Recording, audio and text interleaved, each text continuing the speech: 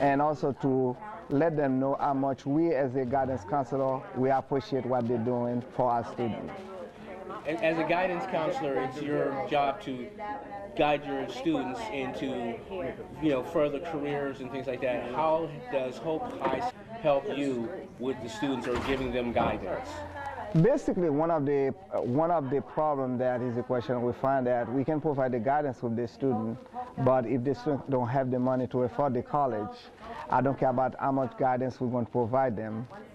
It's just like it's a waste of our, not is a waste of our time. We got discouraged because we see a lot of very good students cannot afford to attend college because of lack of money, lack of funds. When you're talking to a student, do you find that the financial burden or concern is more prevalent to them than with your help with the Hope High?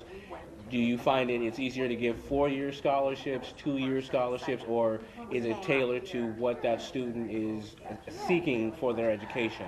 At the present time, Hope High School Dollar for Scholar don't have the fund to give 4-year scholarship, to give a full scholarship. However, I know they've been working very hard to make sure that they can have alumni come on board to give a 4-year scholarship. So that would be the purpose at this point, is to go from your 2-year program to a 4-year program for students. Yes. Also that to close the gap of some of the financial aid package, because when you find that a student might have a $10,000 to $12,000 gap, that's a great gap. A lot of students cannot afford that particular gap. They have to go out there to have a parent's loan.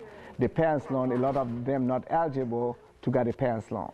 Okay, so you find that they can get the basic school loan to cover their basic needs for like their books and maybe some other things, but it's the other part of the living expenses that they run into, and that's where you're hoping to fill that gap with other scholarships? Not just the living expense, even like that huge gap which is the colleges cannot meet, cannot completely meet, even though they might give a student $15,000 and they might get a $5,000 to $7,000 in Pell Grant. They might have another component in Perkins loan and Stafford loan. However, there's still a gap about $15,000 to $20,000 a year in order for them to come out with, in order for them to afford that particular school. Most of the time, they got the tendency to might have to go to CCI, to start at CCI, and then thinking about maybe later on to transfer.